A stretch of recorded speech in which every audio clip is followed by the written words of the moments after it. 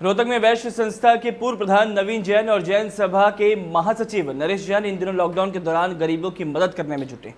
Just India से बातचीत में उन्होंने क्या कुछ बताया है, आइए देखते हैं। कोरोना आपदा के बाद जो लॉकडाउन लागू हुआ है उसमें तमाम लोग ऐसे निकल कर सामने आए जो जरूरतमंदों की सेवा में लगे हुए हैं। आज हमारे साथ हैं वैश्य संस्था के पूर्व प्रधान और जैन सभा के पूर्व प्रधान हमारे नवीन जैन जी, और दूसरे हैं जैन सभा के महासचिव रहे नरेश जैन जी। तो नरेश जैन जी, आपसे मैं पूछना चाहूँगा, आप जो एक सभा में रहे, जैन सभा में, आपको सामाजिक कार्य करने की आदत पड़ी हुई है, तो आज जो लोग लॉकडाउन में जो जरूरतमंद लोग हैं, आप उनकी किस तरह से सेवा कर रहे हैं? आज के इस आपदा के समय में जो आज सबसे बड़ी परेशानी निकल के आई थी वो गरीब और जरूरतमंद आदमियों की थी कि उनको खाने के लिए इस लॉकडाउन के दौरान जिनकी धंधे चले गए हैं, जो डेली मजदूरी करने वाले लोग थे, जिनका मजदूरी बिल्कुल छूट गई है और वो घर पे बेकार बैठे हैं और उनको खाने के लिए सामान नहीं था, उसको सोचते हुए हमने सोचा कि गरीबों के घरों में खाना जाना चाहिए, राशन जाना चाहिए। तो उस प्रक्रिया में पिछले 1 महीने से हम लगे हुए हैं। चलो, अब मैं नवीन जैन जी आपसे बात करना चाहूँगा, क्योंकि आप बहुत समय से समाज सेवा में लगे हुए हैं। आपने तो पूरी जीवन एक तरह से समाज सेवा में निकाल दिया, चाहे वैश्य संस्था की समाज सेवा की बात हुई या चाहे जैन समाज की जो आपका जो सभा है, जो सारे समाज को लेकर चलती है, उसमें आप काफ़ी सक्रिय। इस समय आपदा के माहौल में आप क्या कर रहे हैं? देखिए, बात यह है, जैसे ही ये कोरोना वायरस का महामारी चली तो मैंने अपना मन बनाया कि भाई मुझे समाज सेवा करनी चाहिए, और सोशल डिस्टेंसिंग वगैरह बना के मैं 2-3 दिन बाद ही अपने मिशन पे निकल गया था। और खुद हम लोग जाके पहले हमने राशन बांटा, दिहाड़ीदार मजदूर और डेली वेजेस के जो लोग हैं उनके लिए स्पेशली, क्योंकि जिसकी जो तनख्वाह पे लोग हैं उनको तो कमाई आती रहती है और जो ज़्यादा कमाते हैं उनको भी आती रहती है, पैसे जुड़े होते हैं।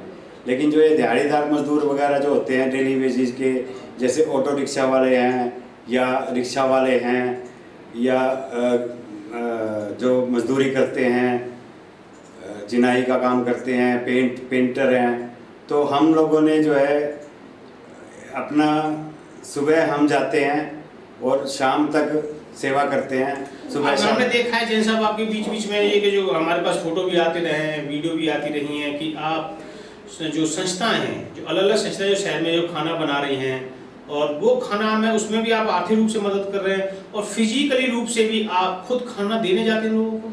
हाँ जी, आर्थिक रूप से तो जितने भी शहर की जैसे ही मुझे पता लगा कि फलां संस्था सेवा कर रही है, फलां संस्था सेवा कर रही है, जितनी भी संस्थाएं सेवा कर रही थी, मैंने उनको खुद कांटेक्ट किया और जैसे जैसे जिस हिसाब से जो संस्था काम कर रही थी उस हिसाब से फाइनेंशियल उनको मदद करी अपनी तरफ से, अपना जितना भी हो सकता था।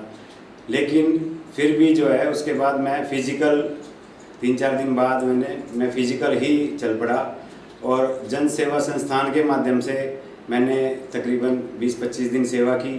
उसके बाद वार्ड 1, 2, 3 में सेवा कर रहा था मैं। वार्ड 3 में स्पेशली इंदिरा कॉलोनी का इलाका है या करतारपुरे का है। सबसे पहले तो राशन बांटा सारी जगह जन सेवा संस्थान के थ्रू। जन सेवा संस्थान ने 4700 पैकेट बांटे हैं, तकरीबन 4700 परिवार हो गए। उसमें से ये समझ लो फिजिकल सेवा में 4300 पैकेट मेरे हाथ से बटे होंगे। मैं खुद जाता था वहाँ पे, गाड़ी में भर के हम ले जाते थे। उसके बाद जब पका हुआ खाना स्टार्ट किया तो फिर मैं तकरीबन 1000 लोगों का सुबह, 1000 लोगों का शाम को अपने गाड़ी में लोड करा के और मैं खुद सेवा करता था।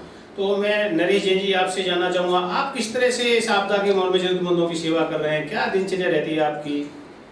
तो जी, सबसे बड़ी बात तो ये हुई कि इस कोरोना के शुरू होने के 3 दिन बाद भाई नवीन जैन जी की ही प्रेरणा से उनका ही मेरे पास टेलीफोन आया कि ऐसे ऐसे सेवा करनी है। तो उसी दिन से हम शुरू हुए। तो मेन तो मैं ये सारा जो मैं ये 25-30 दिन मैंने लगाए हैं, इसके अंदर ये भाई नवीन जैन जी के द्वारा ही किया गया था कि उन्होंने ही मेरे को ये प्रोत्साहन दिया कि आप चलो और सेवा को करते हैं। तो उसी तरह जैसे भाई नवीन जैन जी कर रहे हैं, सेम उसी तरह से इन्हीं के साथ में जहाँ पर भी ये जाते हैं इनके साथ भी मैं जाता हूँ और जैसा ये कहते हैं उसी तरीके से सारा काम मैं करता हूँ और मेरे को इसके अंदर मन भी बहुत प्रसन्न रहता है और शरीर भी बिल्कुल स्वस्थ रहता है।